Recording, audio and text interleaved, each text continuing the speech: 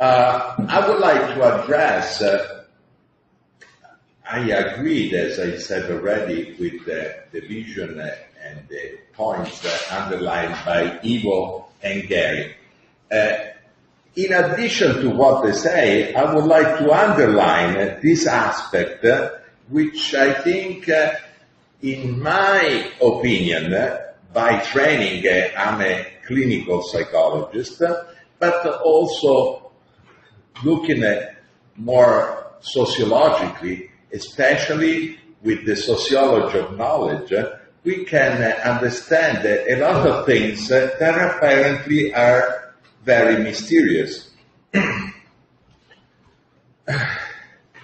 I think also scientists, or even psychologists, or in my opinion, even sociologists, sometimes forget a basic aspect of human beings, that we do not live in reality. You know, this is a big hypnotism that causes untold cost and suffering. We do not live in reality. We live in the experience that we actively construe, not only as social group, as community, as society, as culture, but also as individual under those cultural and social cultural practices. So, it's also interesting to know that the field itself is very young. It was basically created by Berger and Luxman at the time, a very young professor at the University of Heidelberg and sociologist. And I want also to say, I like to be blunt, because being blunt, one is probably understood more easily. I think that there is not by chance that these things, this way of knowing, are not really facilitated in the schooling, and especially in the social construction, call it education, of professional and sciences. Because my belief is if people would be constantly aware of a basic fact that reality, what we call reality, is socially construed, well, people would have much more empowerment and would be able to self-regulate much more. So, what I'm saying is also kind of obvious, of course. This is from Berger and Luxman. What is perceived as real varies from society to society, and also I would underline it later on, from time to time, making some example, and is transmitted and carried on through social processes, obviously. So our perception of reality is largely, colored by belief and assumption, and I would maintain even scientific knowledge, that is typical of the society and culture in which is generated, which we belong. So, especially the things that we think we know, and especially the value judgment, what is good, what is the, desirable, what is right, the behaviors that people have and that we adopt are all greatly influenced by social cultural environment which we live. Of course, I'm not saying that biology and evolution and basic needs and instinct do not exist, but it's a co-construction, an interplay.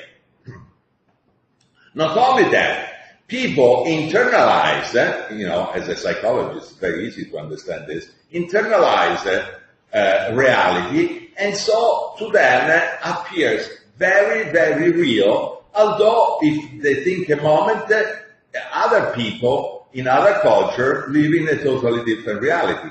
That's why people usually, becoming unconscious or ignorant of this obvious fact, they think that people that don't live by their standards, by their value, or even they don't cook the food and eat the same food and say delicious one thing and really disgusting to another, they're wrong, because my reality is the right one, so alternative reality are wrong. So, using more my terms, culture, society, and individuals construe the meaning of their experience. Actually, this is done with various processes, not so linear, and every process influences each other. Let me give you really basic, I hope a not too stupid example, but to simplify.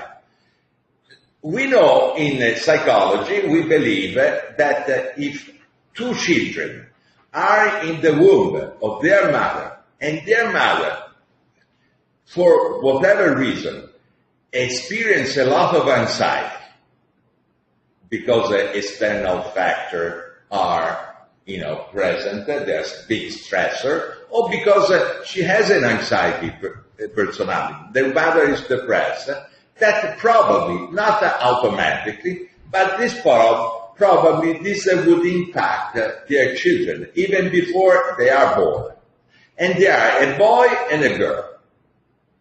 Probably, if the impact is similar, which is not automatic, but it's highly probable, these two kids would develop a style of knowing, of relating, of approaching reality that we say insecure attachment. So they would be like their mother, a little bit insecure, a little bit anxious. But they live in a culture. Let's say if they live in a culture, let's say Italy in the 60s, the girl would be considered normal. The boy would be shamed and say, oh, why are you afraid? Shame on you. You are a boy. You should not be afraid. You should not be insecure. And so the boy would develop even additional problem, like in another country, a girl that is assertive because it's healthy would be shame on you. Why you are assertive? You are a girl. Otherwise you're not going to find a husband if you are too assertive. Things like that. I'll make other and more dramatic real example of how reality is socially construed works. So, a citation for Berger and Luxman, the word of everyday life is not only taken for granted as reality by ordinary people, is also the meaning of their behavior, of their conduct, of their life.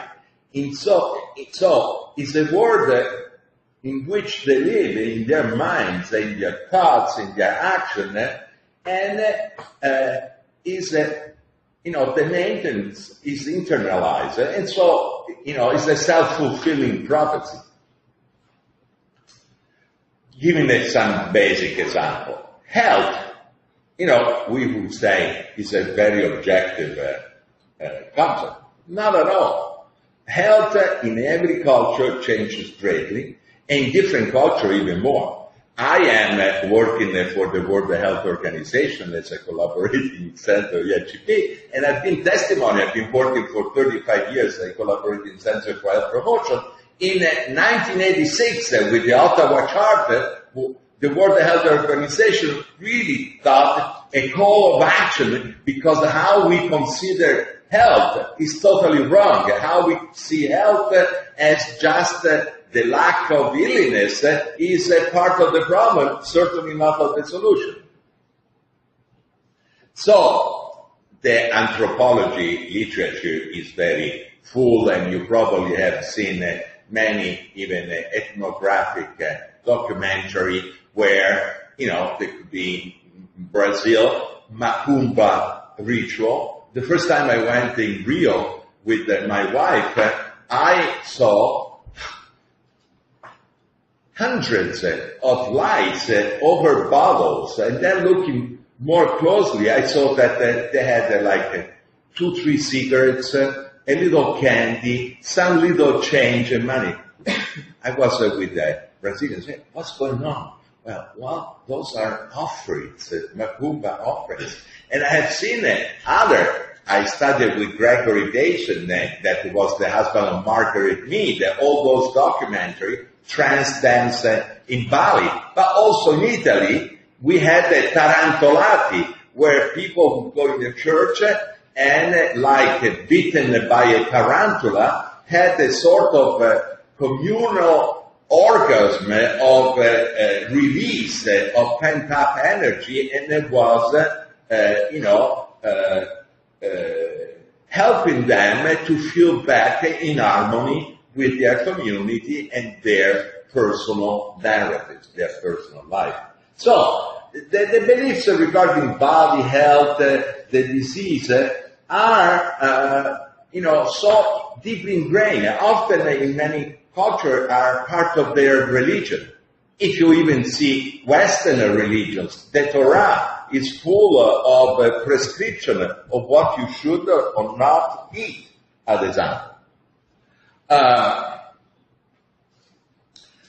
But even our allopathic medicine, we have a way of knowing that is basically mechanicistic, reductionistic. So if you go in a hospital, you're not really anymore Alberto Zucconi, but you are the organ that is dysfunctional. And I train people, and I work in a hospital to train medical personnel. They say the 36, meaning the number of the bed, and they say the liver, they don't go, for short, you are now a dysfunctional organ.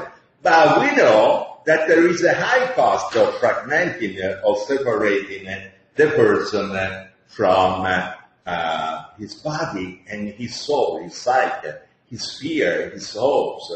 And as Ivo was mentioning before, the placebo effect. Well, every now and then you hear like the placebo effect is nervously cast aside as, not important. But that to show how much power do have human beings to make their expectation incarnated into reality. So, since the time is very short, I go quick.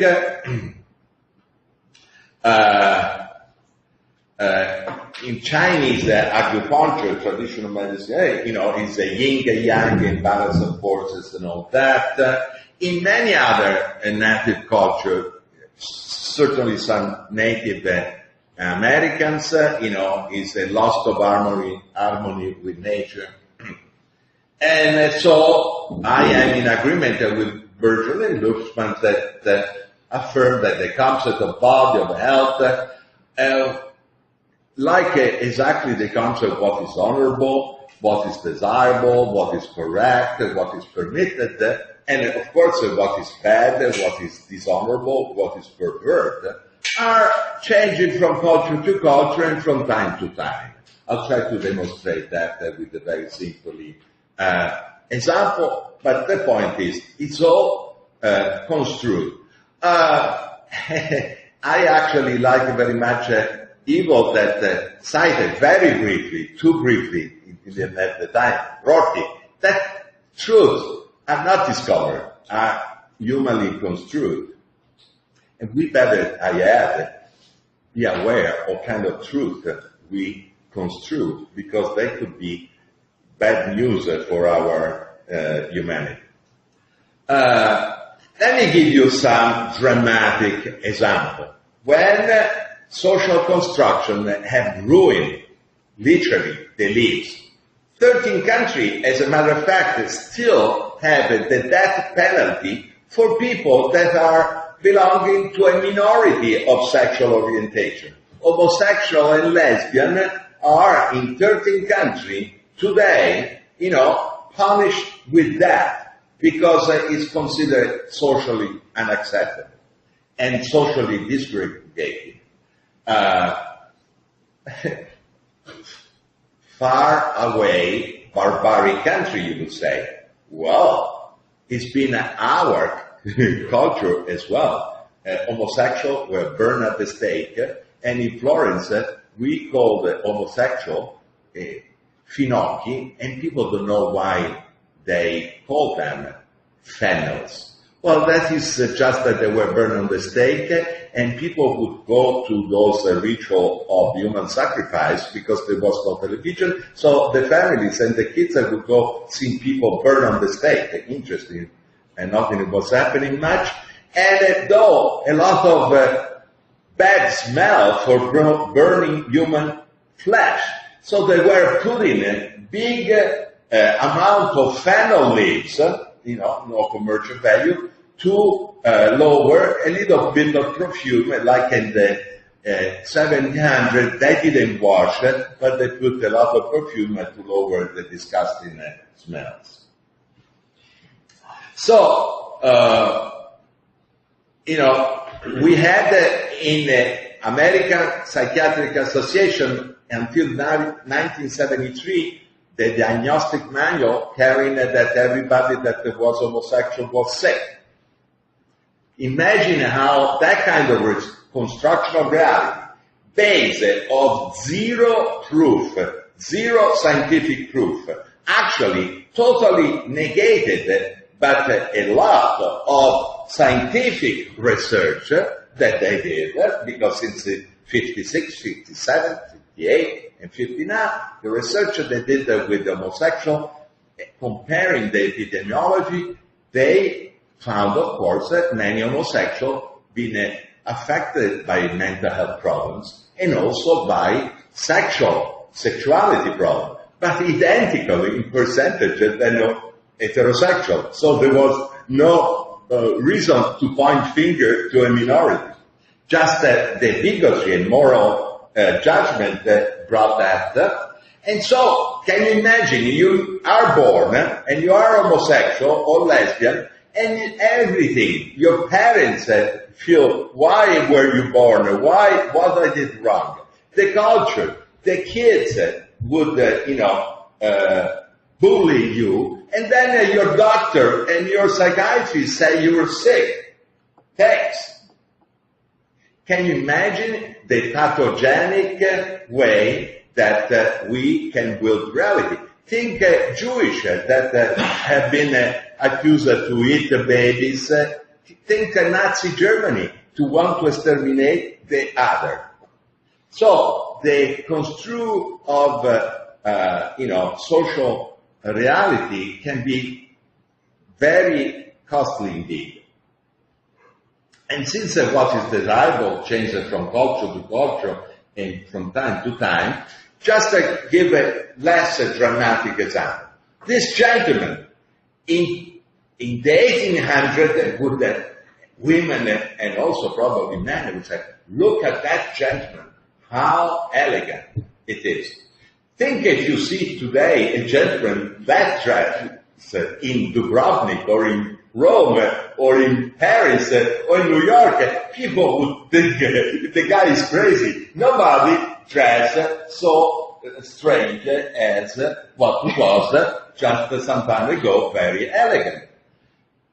Look at this woman. We don't know if she wants to wear a burqa or not, but if she doesn't wear that burqa, for any reason, she risks her freedom, maybe even her life in some countries.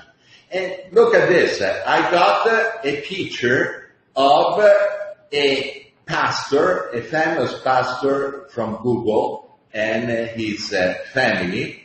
And look, if this was the previous picture, you say, a Catholic priest with his wife and children, it would go high, scandal, terrible. The guy is a bad guy. Let's kick him out of the church.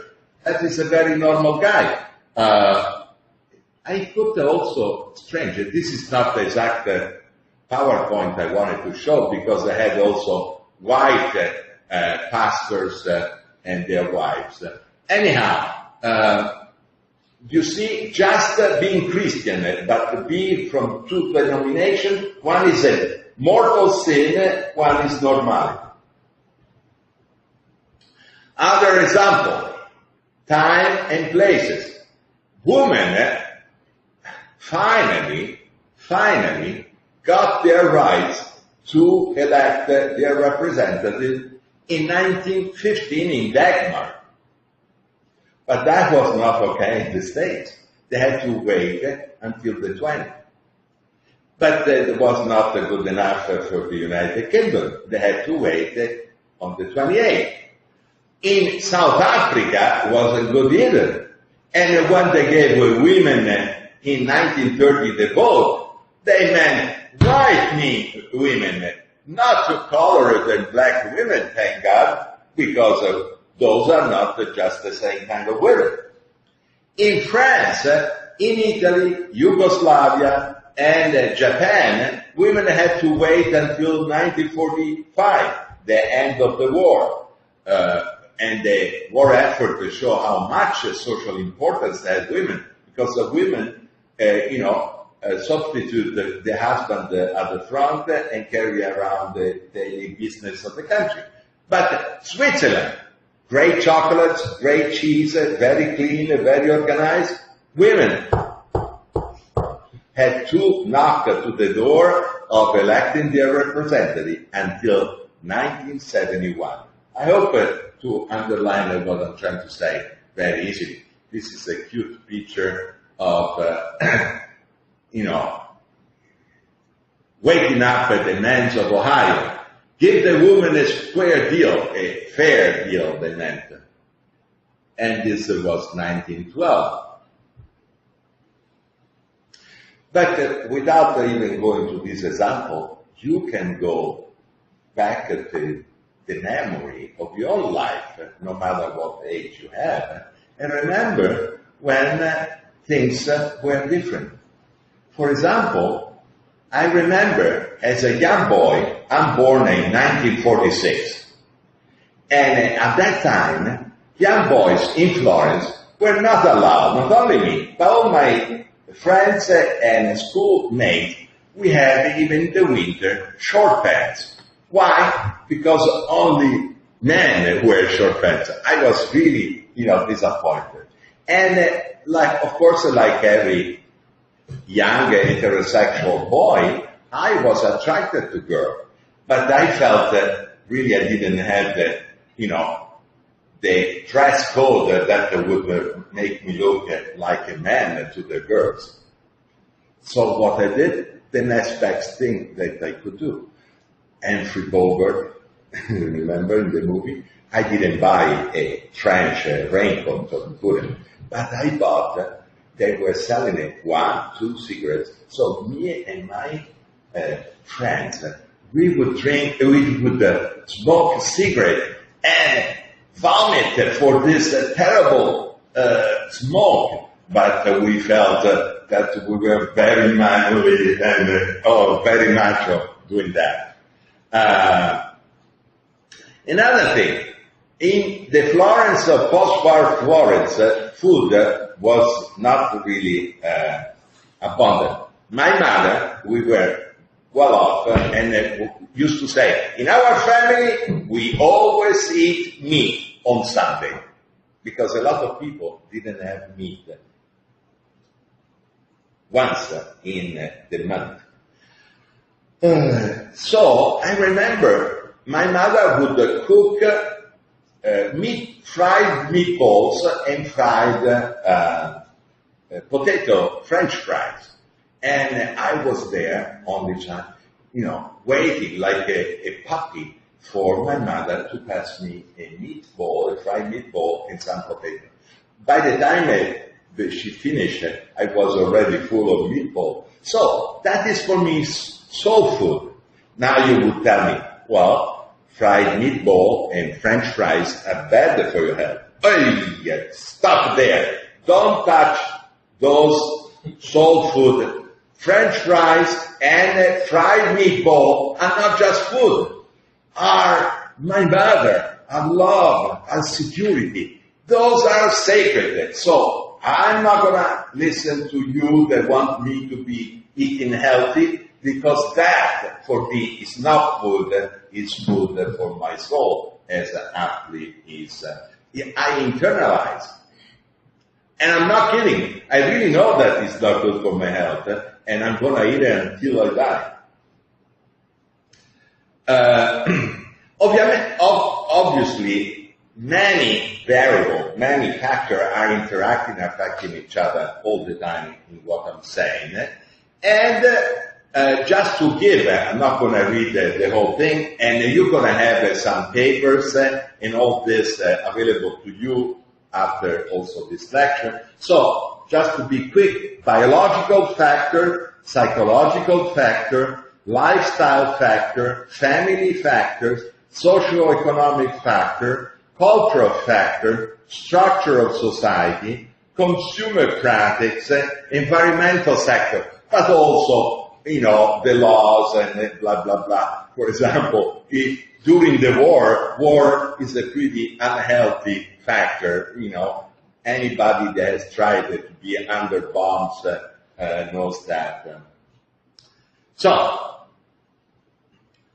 another thing, we are born where? We are born in our family. And so we learn also, before we speak any language, how our family of origin interacts. I am a psychotherapist. I heard so many times this, I'm very uptight, I have the difficulty with my sexuality, because my parents didn't show any sexual or physical affection. The body, not the sexuality. The whole body was taboo in our family. Another thing, how much we have stressed in the past that the proper role for a boy is to be, not to have fear. Oh, come on, why are you crying? You're a little boy, you have to be courageous.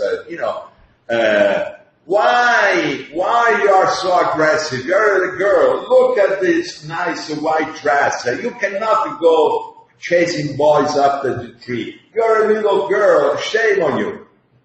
Why? To be a great girl is not to chase boys up the tree, maybe catch them up.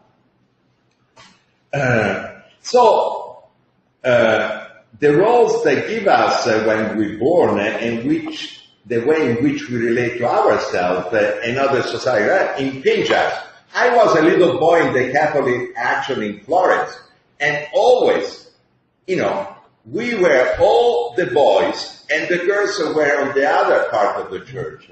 At, on Sunday, catechism, all the boy on one side and all the girl on the side. In school, all the boys on one side and all the girls on the side. So, for a long time of my life, I needed binoculars to learn about girls. Of course, I was really interested, because the more something is far away, the more it's desirable.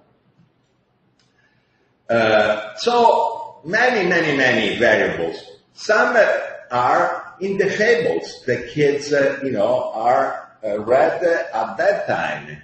And cartoons, movies, the narratives are everywhere, not just music, important narrative. So we introject a lot of this construct, a lot of this message, a lot of this value, and then if they are not allowing us to use our full reality, I'll say in another lecture more about that, we have the enemy inside and not just outside. So, the point is clear, I think, that we need to be aware how we construe our experience and how we construe reality. I think reality construction 101 should be taught at the elementary school level, high school level, a certain university level. To people to make people less blind, so they can drive in life open with their eyes open and revise what they think as adults that is are obsolete and belief.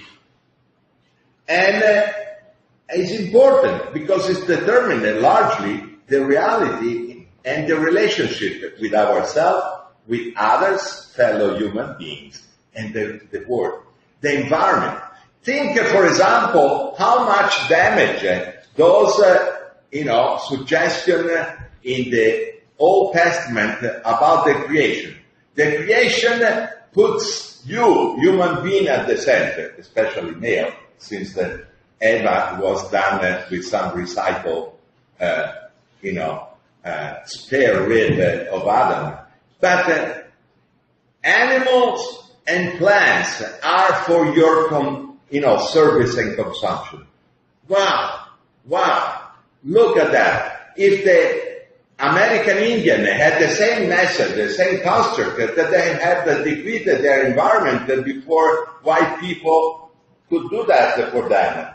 They have a culture and a religion that they feel every living being has a life and has a soul. And so they ask permission even before killing to eat the meat of a bison or a deer or chopping up the tree.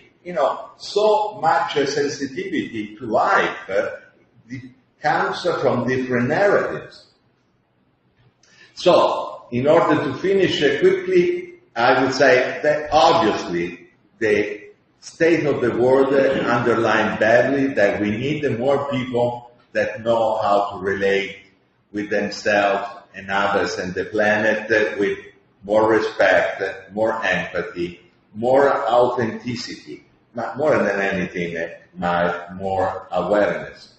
And how we can protect and promote human capital, individuality, resilience, and have so our citizens are fully functioning person, being aware how we culturally construe parenting and the role of parents.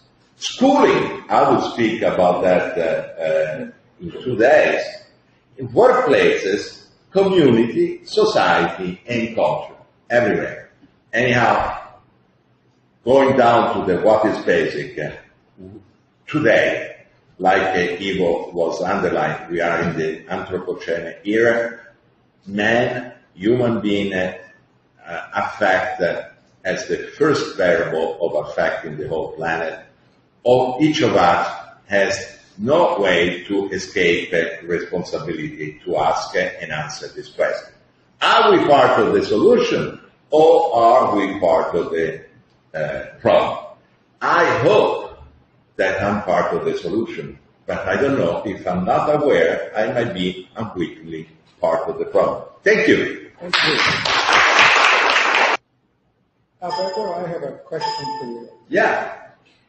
Because I know you went through this quickly for the sake of time, and last week, when you were a little more leisurely, you touched on a lot of other dimensions.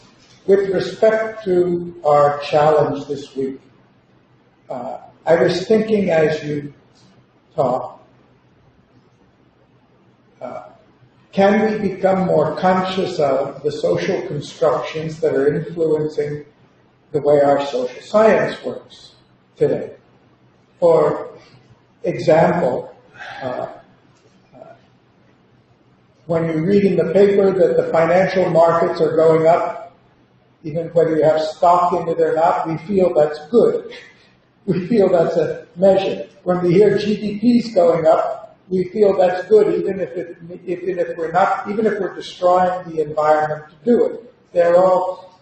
Winston's going to talk, I think, and I hope, about the concept of democracy. We all believe, like mother and apple pie, that democracy is good, but do we really have democracy? And what is the power that's really governing this? So I'm wondering, I think what you're saying here has a tremendous fundamental relevance to all that we're discussing this week. Can you just say something more about the application to, because you have spoken to it, as to how disciplines construe themselves? Yeah, thank you. A very important aspect in my opinion. First of all, I tried to be as quick as possible because we're really late and we probably also tired. But, you have to be aware if you want to be part of the solution of the problems that we're facing instead of, part of the problem, that for very many reasons, and there is no issue in what I say to blame anybody, just to be aware of the processes, that we are largely blind and blinding actively ourselves and our children. And one of this is having introjected as the scientist, the professional, as knowing what they do. I don't think that they know at all. Actually, they don't know what they do, and they don't see they do harm, not intentionally. One gigantic example is the metric. The metric we use to calculate wealth are, a recipe for catastrophe. A nation would, measure wealth with the national product. There is nothing, to show how blind that makes you to wealth. There's been some attempt, like in other lecture I heard even you and Ivo mention a Bhutan happiness index. But anyhow, how wealth is created, is certainly, obscured by accounting wealth with the wrong metrics. And for example, how much justice, how much there is a promotion, protection and promotion of human capital, how much there is a equal opportunity that women and minority groups of whatever sort, and how we can become not the other people in another continent without wanting it, just victim of prejudice, and how the social phenomena like racism, sexism, and all sorts of bigotry are just a sort of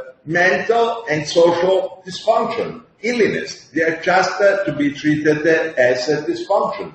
And how this, being a psychologist, I always go, back at whatever the social dimension, also to the individual. How basically we're talking about human health. And I don't need to be saying something first, as Alberto Zucconi. I'll say something using a much more credible voice. World Health Organization. The World Health Organization in 86, in Ottawa, had the representative of the country, and he worked for years and, gave a new manifesto. I said, health cannot be considered as just not having any illness. Health is the development, full development of human potentiality. And variable of health protection and promotion are peace. Wow. You are dealing about health. Why would you say peace? Well, let me tell you. Look how war is protecting and promoting human capital. Democracy, human opportunity, and the strategy for health, the World Health Organization, cannot be left to the medical professional and personnel and medical system alone, because we're not going to win that battle. But where they are, we have to empower women and men, because health is created in the daily lives, in the place where people love, work, and play. I don't see a better way to underline the dramatic aspect that we've been, forgetting in the last time of the world. Many times we've been working for health and we're working actually for the opposite. With Ivo last night at dinner, we had, I'm not going to repeat every word, but we were, basically talking, I agree with Ivo, because Ivo said, it's just crazy that we have not considered, after the Cold War finished, to include the former enemy in an alliance that would prevent the dear situation that are repeating itself. And, and what I would call this is thinking with the construct and decoding the word in win-win ways. If we decode the word that somebody that is not of my same sex, or my same sexual orientation, or my same religion, or my same ideology is the enemy, and I start just relating with fear and defending, of course we're gonna have a adversary word. Now, I don't need to be naive, but having worked with the things that we call a person-centered approach, with head of states and diplomats that were at odds with each other, I am convinced, because I have seen it with my own eyes, with the people of the Geneva Traditional Arm Reduction Commission and with the head of state diplomats, that if you change and the environment becomes conducive to see the others, because you talk about your kids, because you talk about your family, your hopes for your nephew, the environment changed, the reality changed. I wasn't certainly not there, but the Camp David colloquium were going nowhere. They were failing, and the envoy of Arafat and Peres were ready to leave. Then I'm told by people that were there that Simon Peres took some picture of his nephews. The argument had failed. The rationality of the argument had failed. Took some picture of the nephew and asked his opposite. And you have pictures, you have kids, nephew. They have. And he said, we have to do an extra effort because our children should not leave the tragedy that we are witnessing today. And just that simple thing, changing mindset could make some space to see the other, not as the enemy, And so we construing the reality in which we live, and finished saying that I have 2 more lectures for this course. I'll try to say what I didn't say here. For example, that value are important. Not only the way we construe reality, the value, the assumption, the hidden assumption, the cosmology, the vision of human nature. And so I would say that I like very much the contribution that Eisenberg, one of your colleagues, changing the narrative of what is a scientist. Before, scientists were explorers that were just seeing the truth. Now we know that also that is a co-construction. The phenomena we study and we want to know, the instrument that we employ for seeing that kind of instrument, and the observer. in a sense, we are all reminded that there are so many medicines. Allopathic medicine is not the only method to human beings. There is a traditional, Chinese medicine, and it's a totally different method. There is an Ayurvedic medicine. There is an allopathic medicine. Let's try to have all the different voices speak, but we be understood each other, and the understanding, unless the construct is internalized, is respect and empathic understanding. Thank you for giving me the opportunity to clarify this. Yes, thank you. Thank you.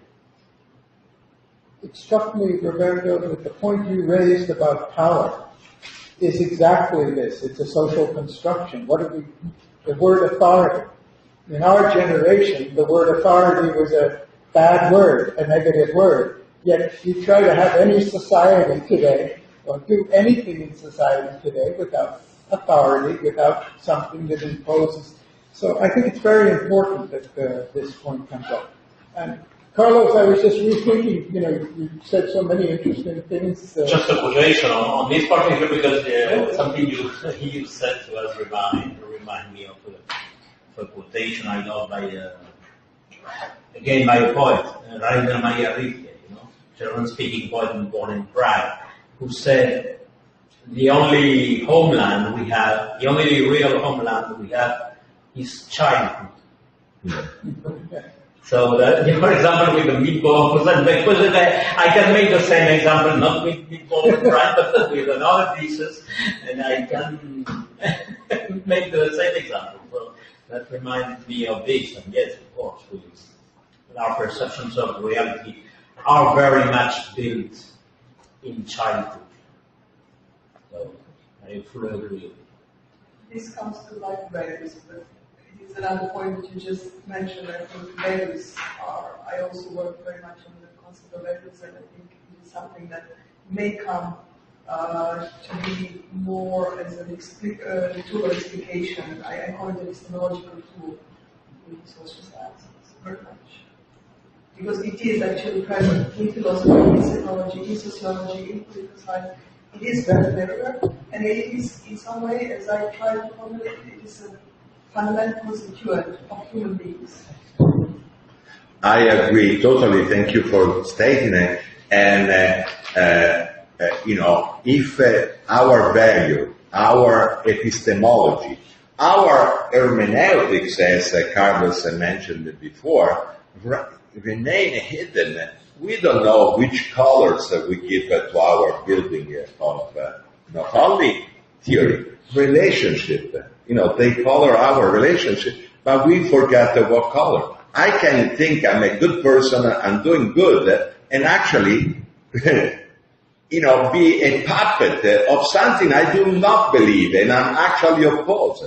Actually, one of the reasons why so many revolutions have failed, I think, is for this kind of blindness. In Italy, there is a proverb that says, hell is paid by good intentionalities. Because without awareness, as you aptly point out, we are blind. Incidentally, on the last day, Winston is going to talk about values. We have a whole session. It's very important. Another point is that's pure anecdote, because first time I didn't know up to now the sense of the word construe in English, so I must say. So I was understanding further that when you wrote construe there, you were meaning constructor, and that's quite fascinating that both words are so close in English. Yeah, as a matter of fact, in psychology we call it psychological construct. But they are not just, in my approach, which is the person-centered approach, they are not just cognitive construct. Far less. Human beings have amygdala that judge internal and external reality much faster than the cortex. So we first emote and give an emotional color, And then we articulate. And so what I'm talking, construct, you don't use it because it can appear as a mere cognitive structure, which are not. We construe reality, first of all, with our belly and with our heart, and then our mind. And then we build ex post rational explanation that we already knew at the emotional level. Yeah, I believe so. This concept of construction, the typical way in which we have construed the free market system has been that competition creates prosperity. Mm-hmm. And there was a book, I forget now, about 10 years ago, that spoke the very obvious thing, that all the competition in our free market system is based on fundamental cooperation. And without it, you couldn't have it. Most dramatic, one of the dramatic examples is the credit card system. Visa, for example. There are about 20,000 banks in the world who all cooperate with each other to belong to a common system so they can compete with each other in issuing cards and honoring the cards of others. But this is a construction. And when you think about only one side of the construction, it really impacts on your approach to reality, your policies, your options, because the only thing we can do is create more competition. What made me think of it was your intriguing statement about the principle of generosity. Mm-hmm. Because in the current mental construction, now he's bringing in ideology and ethics into, but what's the truth of it? What is the truth already of that the principle of generosity is already practically, of course, yeah. But that just shows how much our construction, we see part of reality and we ignore everything that doesn't fit. So we have to change the lens with which we look at things. Not only so, but I believe strongly that it's impossible to divide the world mechanicistically in a good or bad thing. One thing is good or bad as the use you make. Like a knife can be used to carve something useful or cut the fruit to be eaten and also to kill a person. Cooperation, in my opinion, is exactly the same. Cooperation can bring excellent fruit or destroy.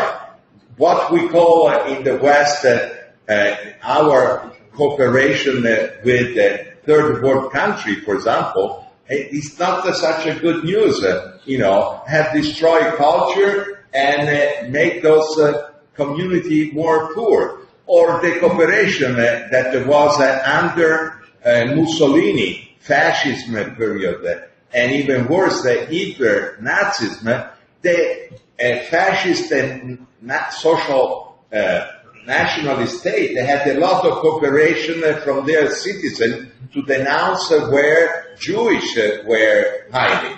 Well, that's certainly cooperation, but you wouldn't say that, for whom is the cooperation good? Actually, you would sometimes wish and pray for less organized cooperation. So nothing is good or bad. And I would say, like in the concept yin and yang, positive or negative charge with electricity, there is a dynamic, force that, if we want to make things too simple, we do not simplify. We make things flat. Very good point. Very good point. Okay, I think we should go to eat. Now. Thank you.